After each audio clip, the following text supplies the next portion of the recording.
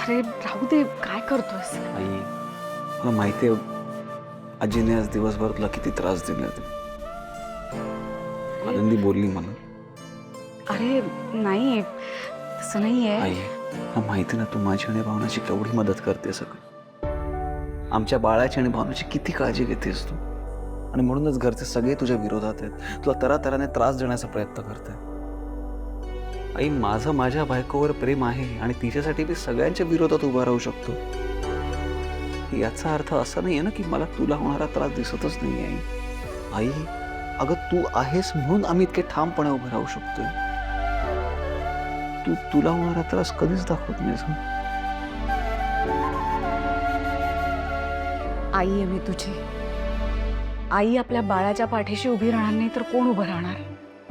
आणि तुझ्या बाळाची मी शेवटी आजी लागतेच ना. तुला माहितीये माझी आजी नेहमी मला म्हणायची, दुधापेक्षा दुधावरची साय जास्त जवळची असते. मी माझ्या नातवंडासाठी काहीही करू शकते. आई अगं तुला काय हे सगळं त्रास होऊन? सिद्धू हे बघ, तू हे असं माझी काळजी घेतोयस. आता लागलं तर लगेच औषध लावलंस, 2 मिनिटं माझ्याशी बोललास. मला बास आहे एवढं. दिवसभरातून थोडासा वेळ काढून तू माझ्या जवळ जरी असलास ना तरी पुरेसं आहे मला. हॅलो काय झालं? कुठे आहे ती जोगतीन? काय सापडली का? सिद्धू, जोगतीन सापडली. तिला तिच्या पोराबरोबर धमकून पाठवलं होतं गावी, पण पोराची मेडिकलची फाईल राहिली ना म्हणून ती परत आली होती आणि नेमकी आपल्या कचाट्यात सापडली. आई काय काय काय वाटेल तर झालं तर यावेळी निसटता कामा नये. आज काहीही झालं तरी घरच्यांसमोर तिला उभं करून सगळं खरं बोलायला लावणार आहे मी. मागच्या वेळी काहीतरी नाटकं काहीतरी दोन ती पळून गेली होती, पण यावेळी ती निसटता कामा नये. सिद्धू, पण ती मागच्या वेळी स्वतःहून पळून गेली नव्हती, पोराच्या जीवाच्या भीतीने गेली होती. पण तशी प्रामाणिक बाई वाटते रे. एक नंबर न्यूज दिली असेल. ऐक आपलं जर ठरलेलं ठिकाण आहे ना तिकडे त्या बाईला घेऊन ये. मी पण ताबडतोब येतो तिकडे. चल. चालेल सिद्धू, चल. आता कळेल घरच्यांना काय भंपक प्लॅनिंगवर विश्वास ठेवून त्यांनी भावनांना आणि आमच्या होणाऱ्या बाळाला त्रास दिला होता. अंबरी वहिनी यावेळी तुम्ही वाचणार नाही.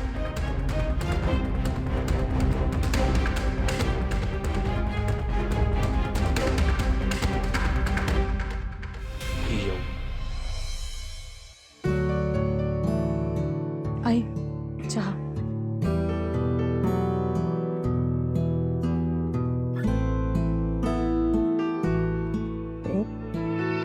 हे काय किती वर्ष झाली तुम्हाला या घरात येऊन?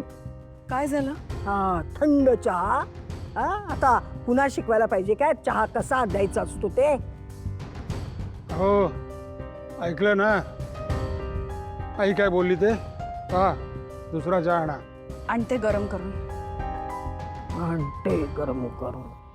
इथं माझ्या मुलाचा जीव टांगणीला लागलाय तरी पण मी माझ्या मनावरती दगड ठेवून माझ्या नाचुनेच्या बाळाला जपतीये. पण संपत ही तुझी बायको रेणुका संपतराव गाडे पाटील त्या बाळाचा जीव घ्यायला निघाली आहे. अरे त्या भावनाला धक्का काय मारते, तिला त्रास होईल असं काय वागते. तुला नक्की सांगते संपत, आपल्या गाडे पाटील घराण्याला वारस नकोच आहे असं हिच्या मनात आहे बघ. आई तुझ्या वागण्याचा काय उपयोग ग? तू मनाचा मोठेपणा दाखवून माझा बळी घेतेस.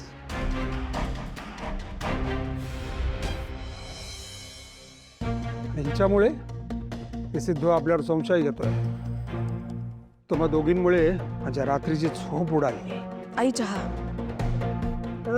बघा काय काय ऐकून घ्यावं लागते मला तुमच्यामुळं.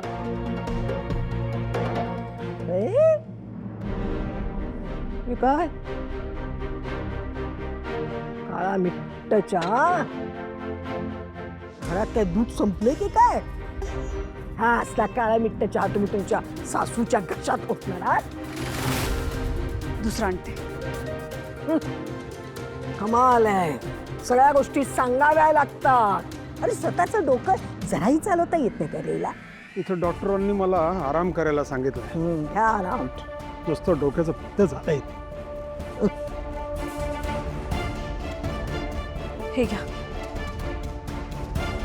आता तरी झालंय की नाही ये काय चाललंय तुमचं ओ गाडे पाटलांच्या लाडक्या असून बाई हे काय केलंय पांढऱ्या पटक चहाची पावडर दिसतच नाही नुसतं म्हणजे दूध उकळलं आणून दिलं माझ्या डोक्यावरती चहा म्हणून आजी तुला हे लोक किती काम लावतात ना अजून तो टेम्पल ॲक्सिडेंटमधून रिकवर पण नाही झाली थांब मी एक काम करते मी सिद्धू बाबाला फोन लावे मग सगळं काम करेल तो सिद्धू बाबा हे बघा सिद्धूला फोन लावायची काही गरज नाही तो रिकाम टेकडा नाही आहे माझी तब्येत बरी नसल्यामुळे तो पार्टी ऑफिसमध्ये कामाला गेलाय डिस्टर्ब करू नका त्याला नाही आजोबा तो ते पार्टी ऑफिसला नाही गेलाय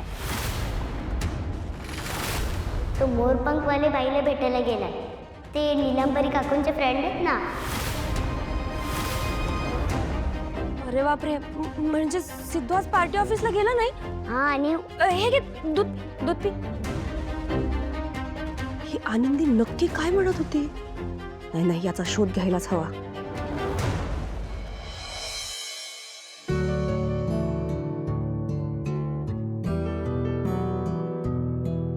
वहिनी हा वहिनी काय झालं दचकलीस का आणि काय लपवतेस मागे बघू कुठे काय बघू का अगं दाखव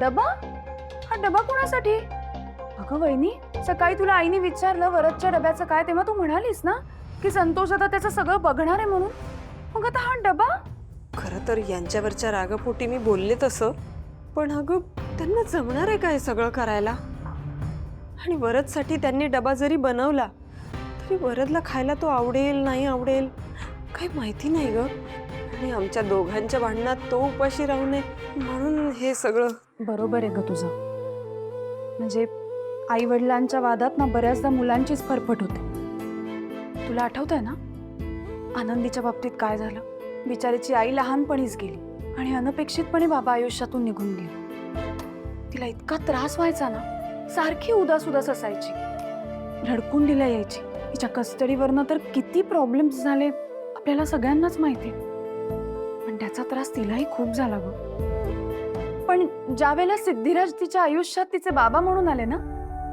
तेव्हा तिला खरा आधार मिळाला खरं सांगू मी एकटी आनंदीला इतकं छान सांभाळूच शकले नसते तिचा एकटेपणा मला जाणवत होता ग पण मला करता काहीच येत नव्हतं आणि मला आता असं वाटतंय की तू इकडे आलीस ना तर वरदलाही कदाचित असंच एकटं वाटत असेल बऱ्याचदा ना मुलांना त्यांना नक्की काय होतंय हे सांगताही येत नाही अगं म्हणूनच माझा जीव राहत नाहीये ग भावना अगं मग जा ना भेट तू त्याला असं लपून छपून डबा घेऊन जायची काहीच गरज नाहीये वहिनी हे बघ हे घर तुझं आहे तुझ्या हक्काचं आहे तुला हवं ते तू करू शकतेस हे बघ मी आहे ना तुझ्या बरोबर एखादी गोष्ट तुला आईशी नसेल ना बोलता येत तर तू बिनधास्त माझ्याशी बोलत जा मी आहे वरदच्या आठवणीने जीव एवढा कासवीस झाला ना की मला काही सुचेनासच झालं ग आणि म्हणून मी हे बरं सगळं- थांब जर